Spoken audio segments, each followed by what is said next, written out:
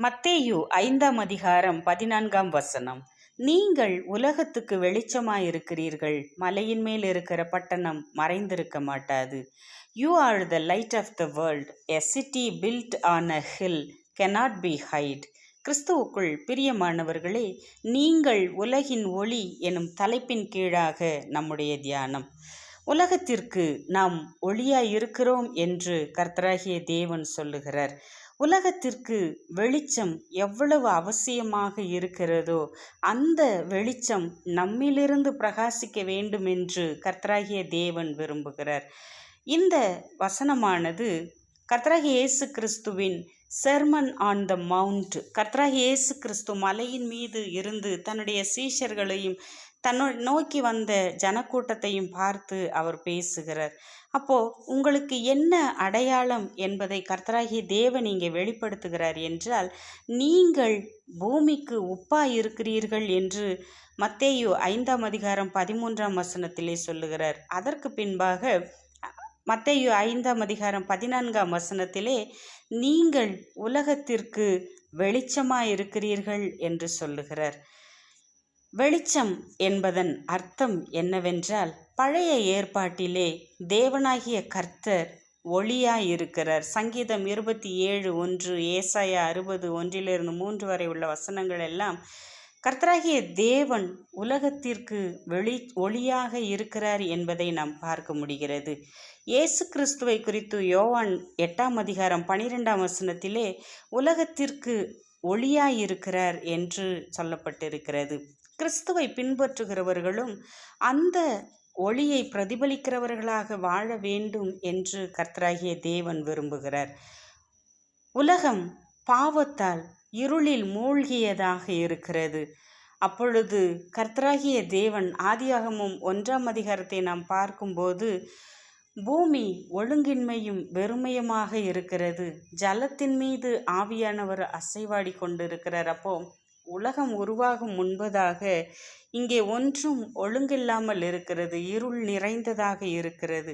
அப்படிப்பட்ட இடத்திலே கர்த்தராகிய தேவன் எல்லாவற்றையும் ஒழுங்குபடுத்தி வெளிச்சத்தை உண்டாக்குகிறவராக இருக்கிறார் என்று நாம் பார்க்க முடிகிறது. பாவத்தால் இருளில் மூழ்கிய தன்னுடைய ஜனங்களை மீட்பதற்காக ஒளியாகிய இயேசு கிறிஸ்து இந்த உலகத்திற்கு வந்தார். ஆகவே கிறிஸ்தவர்கள் தங்கள் நல்ல செயல்களினாலே தேவனின் மகிமையை வெளிப்படுத்துகிறவர்களாக இருக்க வேண்டும் என்பதைத்தான் இந்த வேத பகுதி நமக்கு சொல்லுகிறதை நாம் பார்க்க முடியும். ஒரு 5 விதமான காரியங்களை நாம் பார்க்கலாம். 1, இயேசுவே ஒளியின் ஆதாரமாக இருக்கிறார். Jesus the source of light. கர்த்தராகிய இயேசு கிறிஸ்து ஒளியின் ஆதாரமாக இருக்கிறார். அவரே ஒளியாக இருக்கிறார். யோவான் 8:12 நான் உலகத்திற்கு ஒளியாய் இருக்கிறேன் என்று அவர் சொல்லுகிறார். ஒளியின் ஆரம்பம் இயேசு கிறிஸ்துவினிடத்திலிருந்து நமக்கு வருகிறது. சூரியன் எப்போதும் ஒளி கொடுப்பது போல கர்த்தராகிய இயேசு கிறிஸ்து நம்முடைய ஆன்மீக வாழ்விற்கு தேவையான ஒளியை தருகிறவராக இருக்கிறார். வெளிச்சத்திலே நாம் நடக்க வேண்டும் என்பதற்காக இருளான பாவ வாழ்க்கையை நீக்குவதற்காக கர்த்தராகிய இயேசு கிறிஸ்து நமக்காக ஒளியின் ஆதாரமாக இருக்கிறார். 2வதாக, நாம் ஒளியின் பிரதிபலிப்பாக இருக்க வேண்டும் என்று கர்த்தராகிய தேவன் விரும்புகிறார். I am the reflection of his light. கர்த்தருடைய வெளிச்சத்திலே, கர்த்தருடைய ஒளியிலே நடக்கிறவர்களாக, அதை பிரதிபலிக்கிறவர்களாக நாம் வாழ வேண்டும். மத்தேயு 5:14 நீங்கள் உலகத்திற்கு வெளிச்சமாய் இருக்கிறீர்கள் என்று சொல்லப்படுகிறது. அப்போ சந்திரன் சூரிய ஒளியை பிரதிபலிப்பல் போல நாமும் கூட கர்த்தராகிய இயேசு கிறிஸ்துவின் ஒளியை பிரதிபலிக்கிறவர்களாக இருக்க வேண்டும். அப்படியானால் எப்படி ஒரு கண்ணாடி வெளிச்சத்தை பிரதிபலிக்கிறதோ அதை போல கண்ணாடி எதையெல்லாம் பார்க்கிறதோ அதையெல்லாம் பிரதிபலிக்குதல்லவா? அதே போல நாமும் கர்த்தராகிய இயேசு கிறிஸ்துவை பார்க்கிறோம். அவருடைய குணாதிசயங்களை வெளிப்படுத்துகிறவர்களாக நாம் வாழ வேண்டும் என்று தேவன் விரும்புகிறார். 3வதாக, ஒளி இருளை வெல்லுகிறதாக இருக்கிறது. Light overcomes darkness.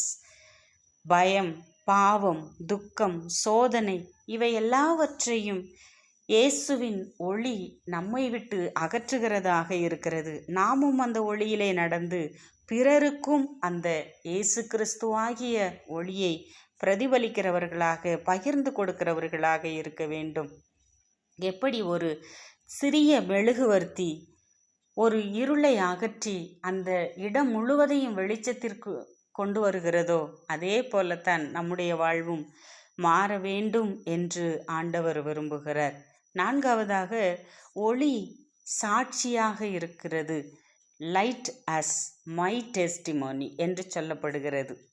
அப்போ பிலிப்பியர் 2:15 நீங்கள் உலகத்திலே விளக்குகளைப் போல இருக்கிறீர்கள் என்று சொல்லப்பட்டிருக்கிறது. நம்முடைய வார்த்தை, நம்முடைய நடக்கை, நம்முடைய குணாதிசயங்கள் இவை எல்லாம் பிறருக்கு இயேசு கிறிஸ்துவை வெளிப்படுத்துகிறதாக இருக்க வேண்டும். நமக்குள்ளாக இருக்கிற தேவனுடைய குணாதிசயங்களை வெளிப்படுத்துகிறதாக இருக்க வேண்டும். எல்லாம் பார்க்கிறவர்கள் நம்மை குறித்து சாட்சி சொல்லும்போது அது தேவனுடைய நாமத்திற்கு மகிமை உண்டாக்குகிறதாக இருக்க வேண்டும். நம்முடைய வாழ்வு கர்த்தருடைய எல்லாவித நலமான காரியங்களை வெளிப்படுத்துகிறதாக இருக்க வேண்டும் என்று வேதம் நமக்கு அறிவுறுத்துகிறது. ஐந்தாவதாக, ஒளி நோக்கமுள்ளது. அது தேவனுடைய மகிமையை வெளிப்படுத்துகிறது. Purpose of light to glorify God.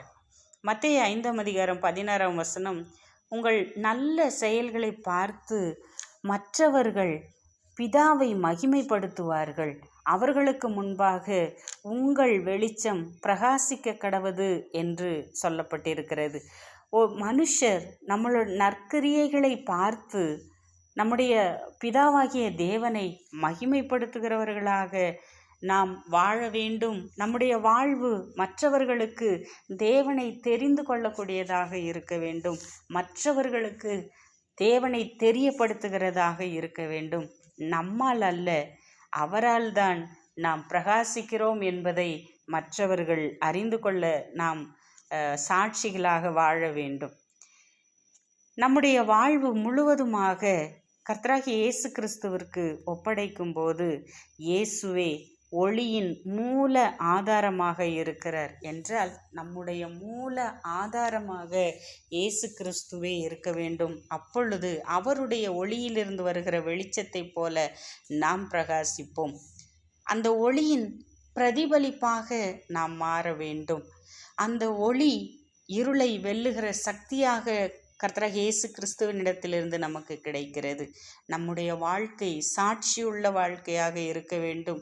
அதோடைய ஒளியின் நோக்கம் என்னவென்றால் நம்முடைய குணாதிசயங்களை வெளிப்படுத்தி தேவனுக்கு மகிமை உண்டாக்குகிறதாக இருக்க வேண்டும். Jesus is the light in me, I am the light for the world.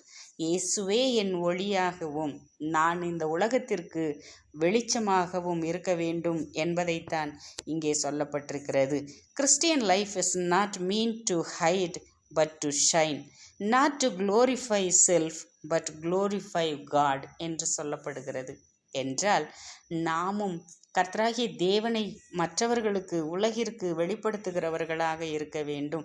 கர்த்தராகிய இயேசு கிறிஸ்துவின் சாயலை அணிந்து கொண்டு நாம் மற்றவர்களை தேவனிடத்திற்கு கொண்டு வருகிறவர்களாக மாற வேண்டும் என்பதைத்தான் இன்றைக்கு கர்த்தராகிய தேவன் விரும்புகிறார். ஆகவே தான் சொல்கிறாங்க, நீங்கள் உலகத்திற்கு வெளிச்சமாக இருக்கிறீங்க. எப்படி ஒரு மலையின் மீது இருக்கிற பட்டணம் மறைந்திருக்க மாட்டாது. கடற்கரையில் இருக்கிற கலங்கரை விளக்கை நாம் பார்க்கிறோம்.